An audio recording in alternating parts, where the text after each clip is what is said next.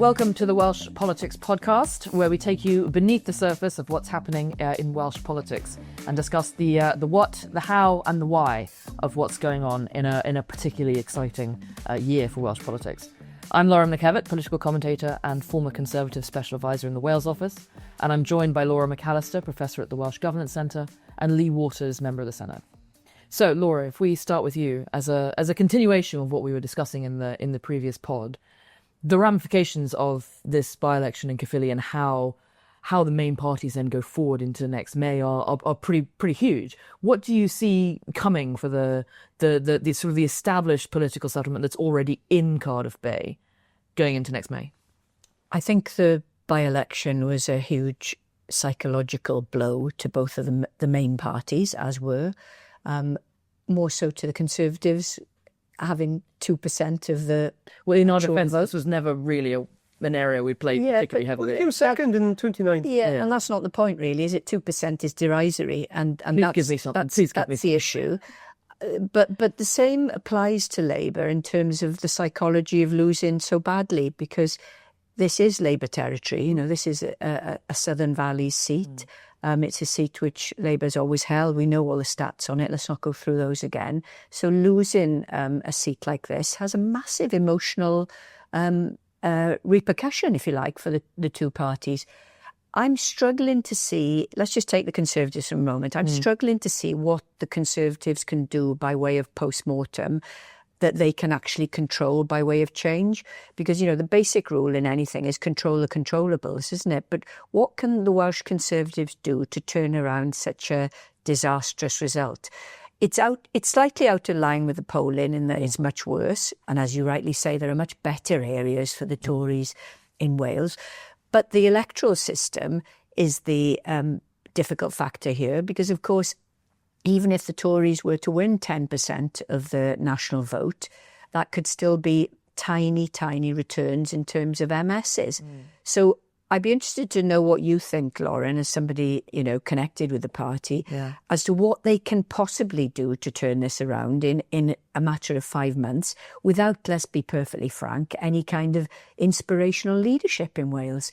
There's a real sense that the party's lost its raison d'etre, that Reform has swallowed up so much of its vote now that the only people that are left there are those who are clinging to old Conservative values by the fingernails. So what can they do to turn this around? I think I'm lying if I say this isn't a difficult situation for my party across Wales. I think, like I said, this was never an area where, I think 2019 being a slight outlier, this is never an area where we traditionally polled particularly well.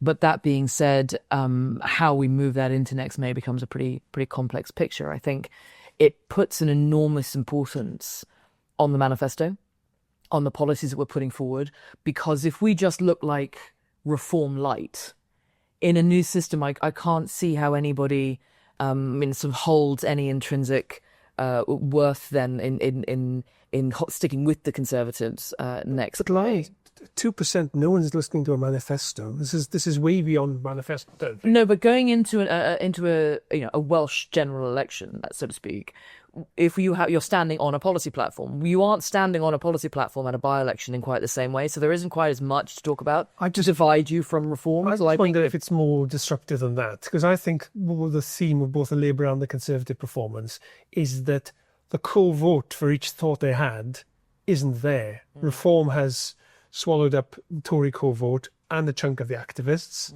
The Labour core vote has gone potentially temporarily to Plaid to stop Reform, or it may be a more permanent thing, we don't know. But what strikes me is the powerlessness of the party leadership here on both sides. You know, people are not listening to their instructions. The Labour campaign had a range of messages that weren't credible to Labour activists, let alone to the voters, and yet they kept pumping them out and people didn't listen. And I think the same is for you true of the Conservatives in terms of how you recover. Are people listening? I think there's an awful lot for a Conservative platform going into next May if it's well thought out and well costed in a manifesto type document. There's an awful lot that the Welsh Government have screwed up in the last 26 years. There's an awful lot that the Conservatives would have done differently, and I think that there is a little bit of clear blue water between the two major parties there, where it doesn't become about immigration. It doesn't become about the areas that Reform are going to try and drag the Welsh conversation into the national conversation on.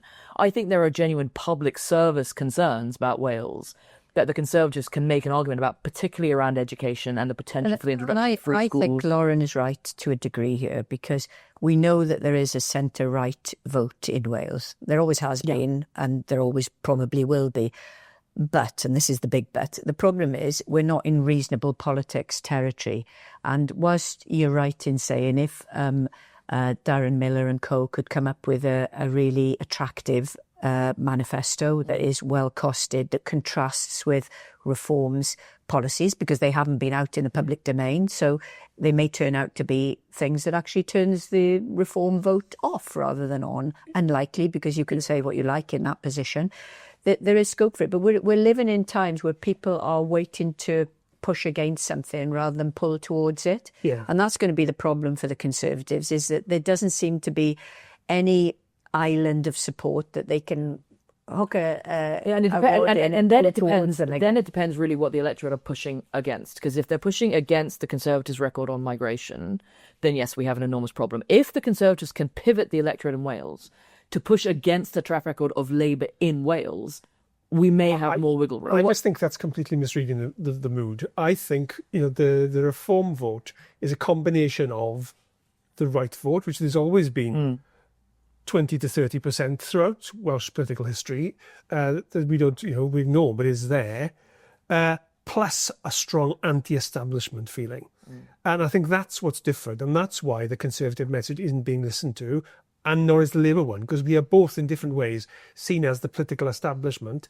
And there is a current mood around the world, but particularly pronounced here, to get rid of that and disrupt that and challenge that. And that's why I think the idea of just having a different manifesto offer, or just keep shouting louder how bad Labour are, doesn't get what we're up against. So I think a lot of the messaging that has been circulating around the Welsh Conservatives for a while has been about, don't expand the Senedd, it's a waste of money to have more MSs. And I think there's even though privately they mostly agree in expanding the Senedd. There's a lot of sort of political history around the world, and particularly in the United Kingdom, that says that if you go into an election arguing on the technicalities of the system, nobody's going to pay attention to you. And I think that there was too much of that in the conversation for the Conservatives around Caerphilly, and so they weren't a player on the field. Maybe the understanding was the Reform swing in this area was baked in so hard that there was no point in doing something big and splashy outside of that. Perhaps that was a part of the thinking.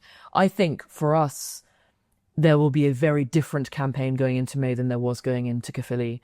And I think that's already a part of the consideration within the party. But why would someone come back to the Conservatives in the run-up to a Senedd election where they're being presented with another right alternative?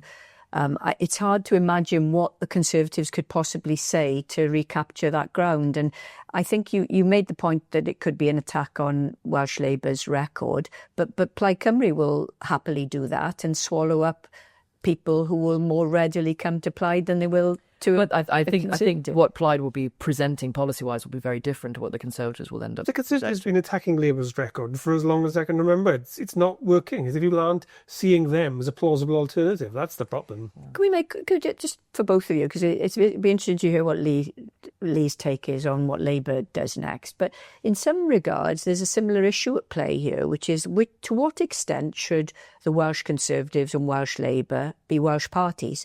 To what extent should they reorientate themselves back to the Nick Bourne days for the Conservatives? And I mean, I can challenge this, but the Rhodri Morgan, Carwyn Jones days for Labour. Is that at the heart of the existential crisis, that they've moved away from that, often against their own will, but by a central power dominating so much, and it's been hard to actually show that they are Welsh-facing, Welsh-defending parties, because we know that what goes down well with the electorate is the parties, especially at the Senedd election, the parties that will speak up for Wales. Plaid Cymru, who knows how Reform will present that. So, what's your take on it? Is that right at the heart of this issue, and it's actually the same issue for both parties? I think it's a theme. I think it's not the only factor in Labour's performance. I think you look at the trends in the polls over the last few years. The big dip in Labour support happened when Vaughan Gethin became leader, that's when there was a very significant drop in Labour support, and then it kept going when Labour came into office. So Labour's performance in Wales in the general election was way below what people were hoping, even though it won so many seats. And it's just kept going down since then. So a lot of the issues that play in Caerphilly were people's general disappointment and anger towards the Labour Party for not having made things better. So that's not just about is the party sufficiently Welsh and is the other right issues being raised. That's a general sense of disillusionment with Labour. People have turned against, in heartland areas, people have turned against Labour. And that would be true in most other constituencies in Wales. If there's a by-election in Llanelli now, the same would happen. So this isn't a Caerphilly specific issue. I think the bottom has just collapsed. Except, I take that, and I mean, maybe I didn't express this as well as I should have, but it's not just the Welshification of the party, it's also where the dividends from having a relationship between UK Labour and Welsh Labour. So had things been different and better, had there been financial returns, if you like, from having Starmer in number 10 and Eluned Morgan in the Senedd, what could that have looked like? Would that have saved Labour, or would it at least have made the election competitive? Not Caerphilly now, but the Senedd election. Yeah, again, I think there's something deeper going on in the evolution of the Labour Party.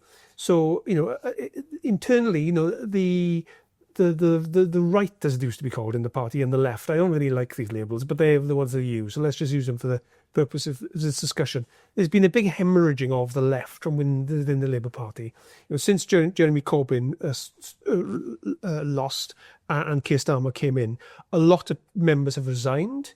And so when it comes to candidate selection, for example, we're tending to find the people who are the pro-leadership, loyalists, moderniser, whatever tendency you want to call them, apparatchiks, you can use any kind of phrase you like, pejorative or not.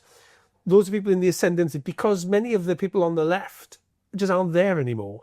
And that speaks to a broader shift in the internal chemistry of the Labour Party. You saw when Mark Drakeford stood down, a definite ideological bent to the Welsh Labour leadership of having its own agenda went. Vaughan Gething was not in that space.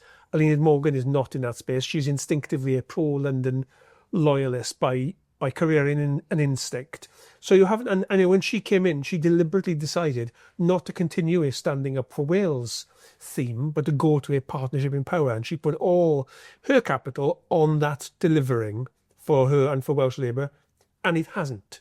So where do we go from here? Because, it's been a one-sided relationship. The loyalty's all been coming from Wales to London and not reciprocated. Now, Keir Starmer, interestingly, and pronounce in a bit pronounced way, said in response to the Caerphilly by-election, we need to do more. So Eluned Morgan has talked about clear the Welsh way. I can't even remember the red Welsh way. It's just it doesn't even stick in my mind. The red Welsh way, but there was no evidence of that in any of the campaigns. So that's her message. It's not been the party's message. Now it may be leaning into that with a sense of Keir Starmer saying, well, my fate and Welsh Labour's fate are linked, so we have to do more. We have to put more resources. We have to listen to the Welsh Labour demands, and maybe that will work. There was, interestingly, a meeting in the week after the by-election between the Welsh MPs in London and Morgan McSweeney, Keir Starmer's chief of staff, and the chair of the Labour Party at the UK level, where the MPs made a plea for a different response from the central leadership. But my understanding is much of that was around communications. It was about, you need to mention Wales more. You need to point out, for example, something came out in the week after. Lee, that's facile, isn't it? Because the group of... Well, I'm not saying it isn't, Lauren. The group of MPs, the Welsh Labour MPs have been instrumental in problematising this relationship as well. Had there been greater support for things like devolution of the Crown Estate or, only too well, proper devolution of transport infrastructure with the money coming with it, then those are material gains that the Welsh Government could have worked with. So it's great now for groups of the parliamentary Labour group to sit and argue there should be better comms around Wales, but there's got to be some substance to that, and they've been the ones who've actually hindered that. Yeah, well, the point I was making, I think is interesting from the reports of the meeting I had, is that their emphasis was on comms rather than on demands, rather than saying, let's deliver Barnet reform, let's deliver high-speed rail. Yeah. So that's what makes me sort of concerned that there's definitely a mood, I think, that we have to do something differently. There is peril and jeopardy here, but I don't think there's consensus between Welsh Labour and the UK party of what delivering means, and the open question of, in the event they did do that, which if they can't even agree to it is unlikely, but even if they did, would that make a difference? I think from the Conservative perspective, there's almost been a problem over the course of the last 10 years that the group in what was the Assembly, now the Senedd, didn't do enough to emulate what was going on in London, particularly around education policy. So this was the major divergence for many years between our group in Cardiff Bay and our government in London, was the liberalisation of free schools and academies, and things were going on in the education system within England, where our group in Wales were not adopting that as party policy within Wales. And so the ability... Because the Welsh context is different. But the ability to put then very clear water between a Labour-run administration in Wales and a Conservative-run administration in London, like we did with the health system, becomes a much more convoluted ask, because you then point to a group of Cardiff and you say, well, what would you do differently? And there isn't an answer. I think that there's beginning to be an answer now, as the group have become more inclined towards the concept of free schools, the concept of academies, pushing the Welsh Government very, very clearly on the issue of around synthetic phonics. So I think that is an area where we could begin to see a better relationship between Cardiff Bay and London in education policy. Well, that's interesting. But it could be too late, couldn't it? I mean, it's fiddling while Rome burns. But also, back to Laura's beginning question of, to what extent should a different agenda in Wales be the thing that defines the success of the parties? What you're advocating for there is an abandonment of a different Welsh Conservative policy and just being the voice of the UK party in Wales, amplifying their latest message. Being a unified party that has a unified approach to a certain policy. But the point of devolution is you allow a difference to develop. Absolutely. We will go through with it. The idea that you should have difference just for the sake of it being different. Well, that's a different thing, isn't it? For the sake you still have to have context, and context, is relevant to policy, therefore. So you can't simply say there is because England is the largest part of the UK, there is an England solution that we will apply neatly to Scotland and Wales, and it will work. Yeah. Well, remember that the design... It might. But the design as what we created in England was in fact not an English solution. It was originally a Finnish solution. We didn't look at English academia to design the rules. But that's not the point, is it? There's no guarantees that it's transferable, is what we're saying. Not. But any more than there is the other way around. If you are at least willing to say, hang on a minute, actually we should be looking eastwards to see what worked, and perhaps we made a mistake in not doing that previously, I don't necessarily think that's a bad thing. It seems to me your solution here, Lauren, is that they should just have a stronger manifesto offer that criticises Labour and echoes what the London policy is.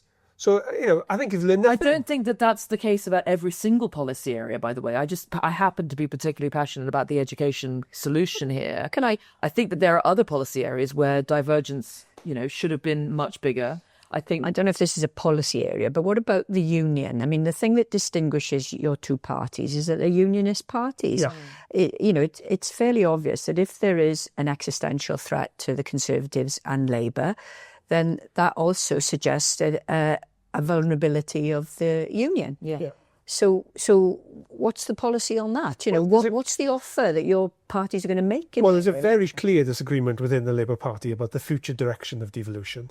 The Welsh Labour position in its manifestos over a number of years has established a consensus for the devolution of policing, the devolution in large parts of criminal justice, a range of further steps of devolution which have been agreed. There have been commissions by Lord Thomas on justice. There have been commissions that you and Lauren both involved in on devolution. There's been a Gordon Brown internal Labour Party report on devolution, more economic development powers as well as civic democracy powers.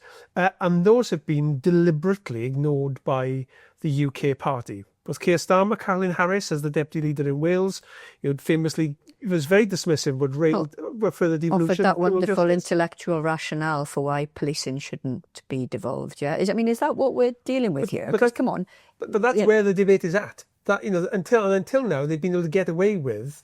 We're just not doing that. Joe Stevens as Welsh Secretary is probably the most and I don't mean this as a pejorative, I mean as a fact, the most anti-devolution Welsh Labour Welsh secretary since George Thomas. She is just, by conviction and instinct, not in favour of devolution. She is a unionist. She is born, very close to the English border up in North East Wales. That's her worldview, and it's a perfectly legitimate worldview where there's a long tradition in the party for. I'm not trying to make points here, but the point is that is her view. It's diametrically opposed to the view of the majority of the Senedd group in Cardiff. And there is a tension which Keir Starmer, until now, has chosen not to engage with. And I wonder if that is sustainable if we're going to change things. There is, I think, a big problem across both of the sort of the establishment parties, Labour and the Conservatives, from the unionist side, of not wanting to talk about very fundamental splits between Cardiff Bay and London across multiple areas, across just the dynamics and how the parties function, the policy areas. There's just a very big background of, God, we shouldn't say this in public. People can't know we disagree with each other, and so things get papered over all the time. When these issues are then left to fester, and it's like the consideration is then the electorate won't notice. The electorate do notice, and that's part of the reason why success in one area doesn't bleed into success in another area. It's why things are isolated from failure in one area and not in another area. And I think that what's interesting then about how we move on into May next year, and that's something for us to probably move on to talk to you now, is what can the London parties do that would be positive to assist their parties in Cardiff Bay? What can Labour in government do? They've got a big budget coming up in November. Are there things that they can throw financially at Wales that can assist Welsh Labour in the Senedd to put a platform together going into May next year? Well, let's think of the big demands that Welsh Labour have had. There's been the updating of the Barnett formula. Now, there's no groundswell of support for that, and the Scottish party would be opposed to it. Yes. So it's hard to see that shifting. That would be the big significant win, because Wales is unfairly funded. We get less than our social need. Cripplingly so for any attempt to revitalise the Welsh economy with the levers that we have. And also the extra social needs we have and the poverty we have. So that is, that is the big ticket item that's not being addressed and is not going to be addressed. So that could make a difference. That's not going to happen, it seems to me. The second is the passing on of the share of the high-speed rail 2 that we should have had. We've lost out around 4 billion. It's now been sort of corrected for future projects, but that historic figure remains. That's not going to change either. So those two things have been ruled out, really. So what else could Rachel Reeves and Keir Starmer deliver that's going to make a difference? I'm really not sure. Well, I was hoping you'd come up with something, because I was going to say exactly that point. I mean, the idea, the problem as well is that the narrative has already been played over some of the spending review benefits that Wales had around HS2, which actually amounted to, half the amount that was given to the Leeds Central Station development. So you've already played that narrative, so you can't play it again, even if there was a willingness or an ability to do it.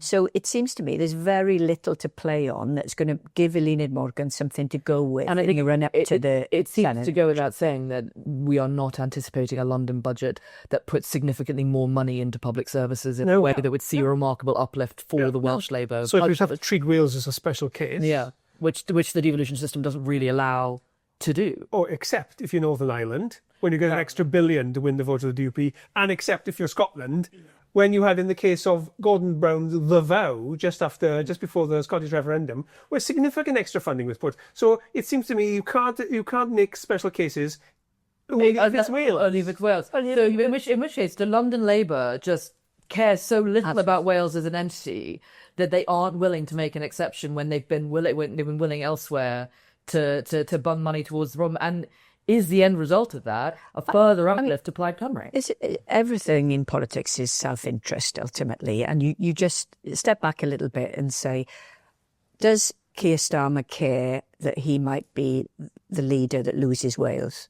Does he care about that? I'm sure he does, but how much does he care about it, and what is he prepared to do to try and obviate that? The problem with all of that, of course, is that he could also be the leader who loses a swathe of local authority representation in England, and the leader that doesn't oversee any comeback for the Scottish Labour Party.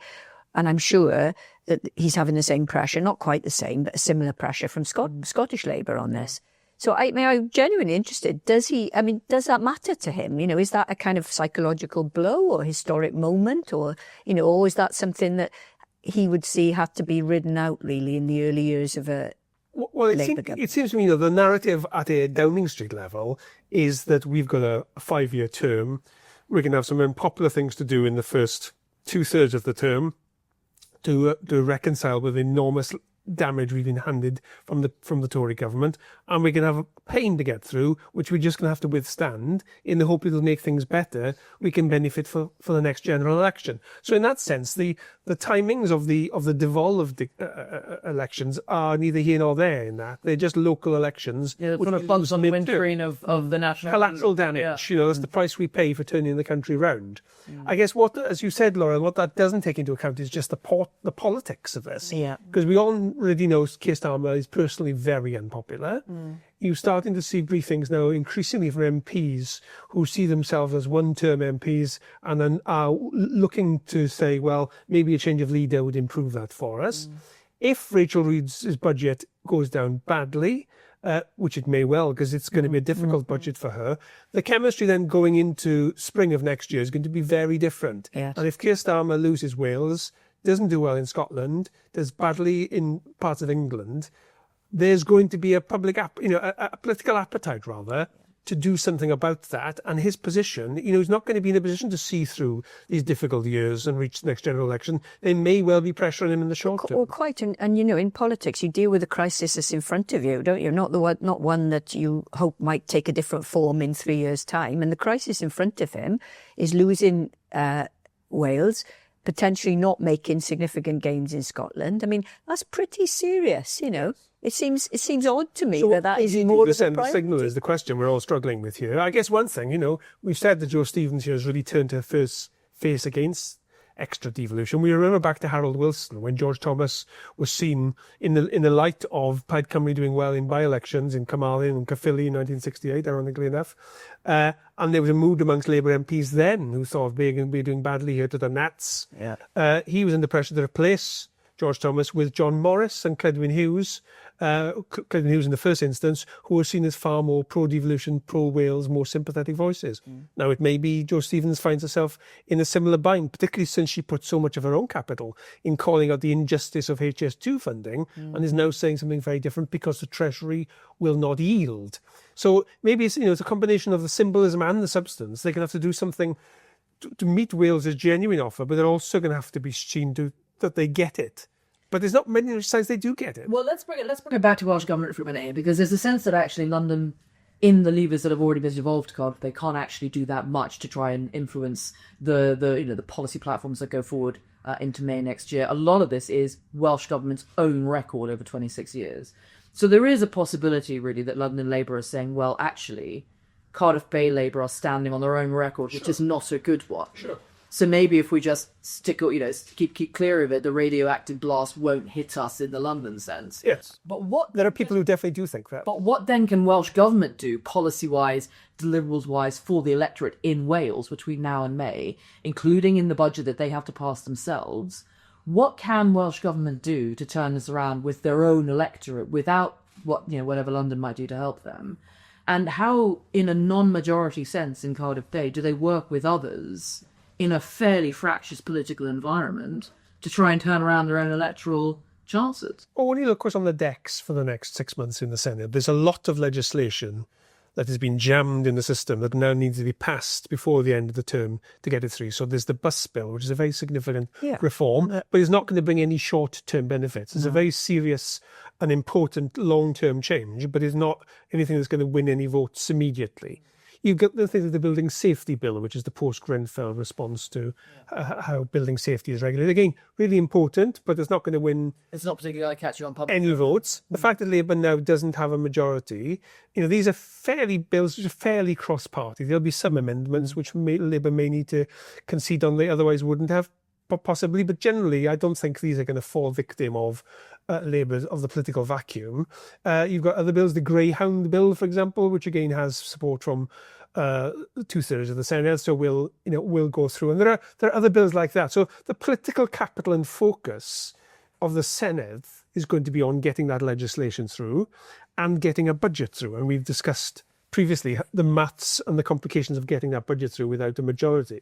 But far more on the latter than the former, isn't it? Realistically, the legislation is sure. It's not homelessness is the other one, isn't it? They're not controversial. They're not pieces of legislation. They've got a lot of energy and sure. time. And time. They're resource intensive, aren't they? But not bills that deliver big changes to the life of the average member of the electorate. Well, if you live in a high-rise building, you might take a different view of that. And when you're going into an electoral cycle like this one, there need to be big ticket items that the electorate feel are going to make their lives better in the longer. Well, the actual money, Lauren, it's hard to do that. And the money that you've got going into the budget for the Welsh Government budget early next year, how much can be given away in a situation where you're going to have to cobble together some kind of coalition of votes within the Senate building, and it's very difficult to see how you can do that effectively with the new maths.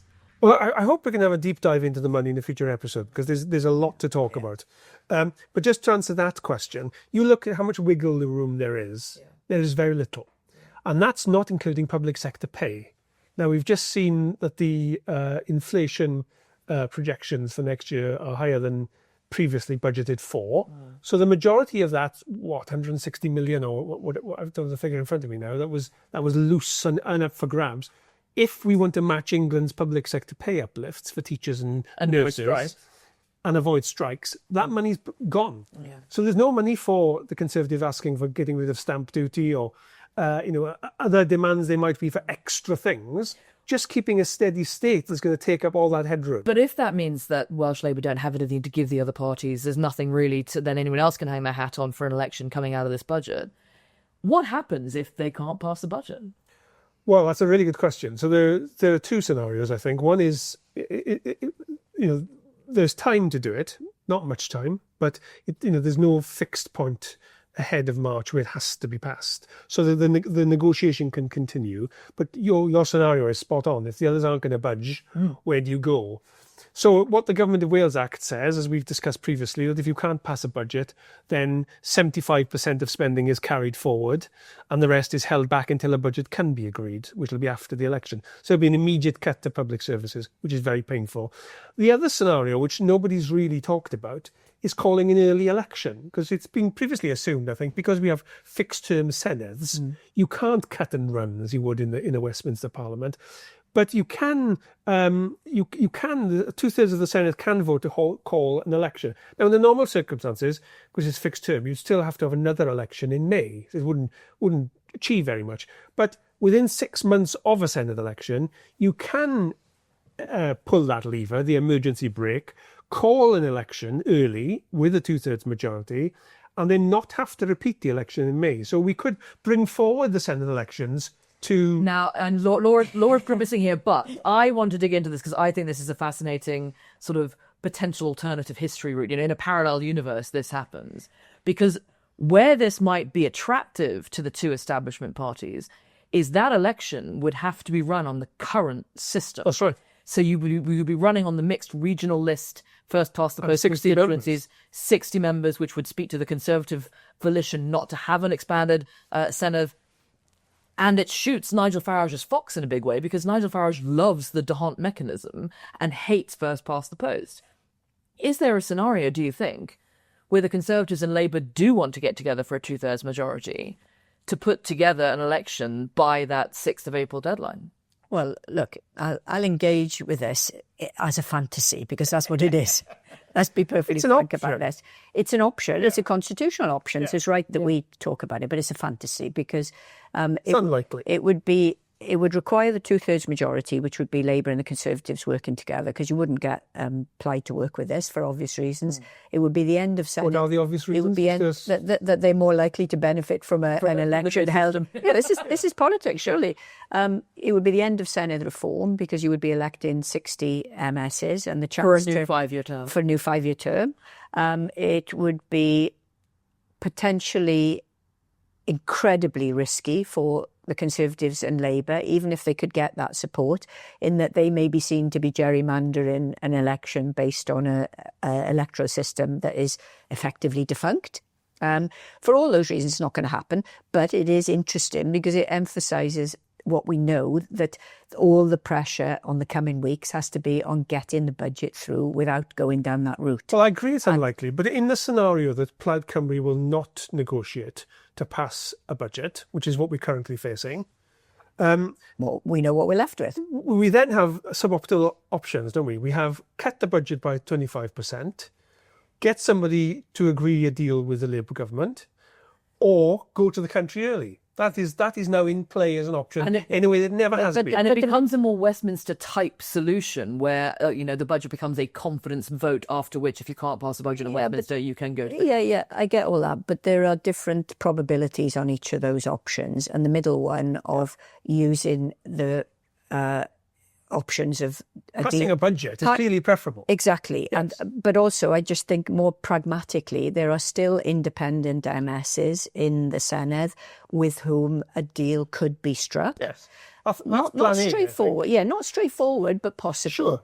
There is still the single Lib Dem who can make some... But there is a political expediency argument here of, if Labour and the Conservatives look like they're going to do badly out of the new system anyway, do they take the perfectly legitimate response of a budget cannot be passed and therefore we go to the electorate as a way of almost isolating particularly Nigel Farage and Reform, who will not be prepared for a new first-past-the-post election, who will not be prepared for an election before the other election that's happening in Scotland and in England in the locals. They'll be wanting to have their ground troops marshalled for a single date rather than two dates. And does it slightly shoot the Plaid Cymru fox? Because Labour can say, look, we're only here because the left refused to work together. How left are you really? You refuse to work with us. I agree with you, Laura. I gave a speech in the budget debate making this point. It's an abdication of responsibility of the current Senedd not to engage with the system we have, form a consensus and pass a budget. That's literally their job. So I agree with you. And we're just talking about scenarios here. Yeah, there's no harm in rehearsing it. In the event, I think the emphasis is now on the non-Conservative parties in the Senedd to come to a deal. If they're not willing to do that because they think it'll harm them electorally, then this suddenly becomes not a mad option. And I never thought I'd say that. It becomes a politically important thing, particularly for Labour, to have Plaid be harmed in either scenario. Yeah. If there was an early election, Labour would do badly, but under the current polls, Labour would do badly anyway. So yeah, but this would stop Reform's momentum. It'd be attractive to the Conservatives. You'd have to have 2/3 to pass it. We have a little bit of gerrymandering incumbency for some of our MSs, which might help. Is it gerrymandering if you're using the current constitutional apparatus to respond to the fact you can't pass a budget? The legislation on reform to the Senedd has been passed. Sure. So you're effectively rowing back from a proposal that would come into, not even a proposal, a deal that will come into place. Well, it was passed by this Senedd. Say they can in laws, it would still come into place, but the election after. Yes, exactly. But, all of that is hugely, hugely problematic. I mean, going back to where the deals might be all struck. The options are problematic. Yeah, they are. The least problematic is a deal, isn't it? With to be the least likely. To be clear, Mark Jaffer and Alina Morgan are desperate for a budget agreement. Yeah, to be very clear about that, that's the preferred option. But they're not. But if they can't get it, Conservatives apparently. Well, they would work with the Conservatives. It's unlikely. There's nothing in principle against working with the Conservatives. But the Conservatives are not serious about. So here's a what if. What if the stamp duty land transaction tax issue is quietly parked? Because that's not going to happen. Yeah. But the Conservatives are still have something else that they could do a deal with Labour on. Yes. What's the likelihood of that? Well, but it's back to this the unavoidable elephant in the room. You have to pass a budget.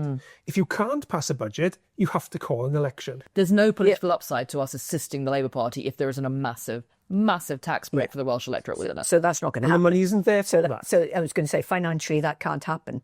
Because the Conservatives and Plaid say we want money for this, but they won't tell you what they'll spend less on. So, it's fantasy politics. But there is a mathematical formula, isn't there, where even if it involves some abstention, but where some of the independent MSs or one or other of the independent MSs and the Lib Dem yes. and a combination of abstentions yes. get the budget passed. Yes. Now, I think we can all agree that's the most likely scenario. Yeah, so we need two non-Labour Senate members to allow our budget to pass. So we're talking there, aren't we, about the former Plaid Cymru MS. Who is suspended on behavioural grounds. There's a massive communications hit for working with someone suspended for those reasons. Well, was suspended. You know, I mean, he's now an independent. He's an independent now, so was, you know, and he is a member of the Senate, and he has a vote for the budget. Yeah. So, I mean, we say he shouldn't be there, and if there hadn't been competition, he wouldn't be there. But he is there. But he is there. So there's this is the scenario, isn't it? You either try and cobble together some kind of coalition to pass a budget, or you accept you have to pass 75% of the budget and massively cut public services, or you call an election. These are the scenarios. Is the stamp duty cut less painful than the 25% cut? Well, except if you can answer me the question of where the money to fund that would come from, and the Conservatives can't. If the 25% is going to be cut anyway, if you don't pass it, is it less painful to cut stamp duty? Yeah, but the 5% cut would be a temporary cut. It would be restored in several months' time when a budget could be agreed. And we have public services that are running on a steady state, relying on that 25%. But in the event then that you have a stamp duty cut, does it then improve the chances of, you know, housing mobility within Wales? Are people moving more? Is the economy... You can make those arguments, Lauren. And those are political judgments, and, you know, who knows? But the fact remains, if you spend money on something, there's less money to spend on something else. And if you're going to spend several hundred, I don't have the figures to hand, but there are tens of millions, if not hundreds of millions, on the stamp duty tax cut, in effect, would have to come out of public services. And the Conservatives are unwilling to identify where they would be happy for those public services to come out. Meanwhile, we have all these public sector workers who want the same pay rise as they have in England, or they'll call a strike. So this is government, everybody. It's bloody hard. Which does make the option of collapsing the government and going to the country a slightly more appealing... Well, it gets you through the short-term politics. It creates other problems. But it also gets you through the next 5 years of not having a politically toxic electoral system. It doesn't get you through 5 years because you're then back, whoever's in government still has to face those problems. Budget, yeah. But they don't have to face it under a new electoral system that a lot of people are unhappy about. Like, we still then have a 60-member Senedd with the same budgetary pressures without probably a majority in that one either. So, you know, there are no quick fixes. It may well become Plaid Cymru's problem. But notwithstanding the points that we're all making and the difficulty of getting a budget passed, the reason that I think a deal will be struck, and I'm not sure which way that will go, but we've talked about the options here. The reason I think that will happen is because it's very hard to calculate exactly what the repercussions would be in terms of political damage from an alternative. And it might backfire for Plaid Cymru to take the stance that it's taken, but it also might backfire from Labour to be in that position come March next year. Sure. And I don't think anyone of the parties is prepared to go that far, which is why I think a deal will be struck. And that the election scenario, I just think is fantasy. It's important to rehearse it because it could technically happen. Yeah. But lots of things can technically happen that are never, ever going to happen. Yeah.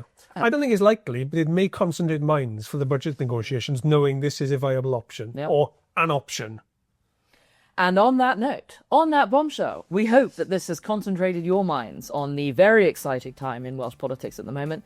If you've enjoyed this podcast, we hope that you click rate and subscribe on all the various channels that you might be consuming this on. We hope that you follow our social media channels, all of which appear as links in relation to the podcast. And we hope that you tune in next time when we dig even deeper into the Welsh political landscape going into a very exciting election next May.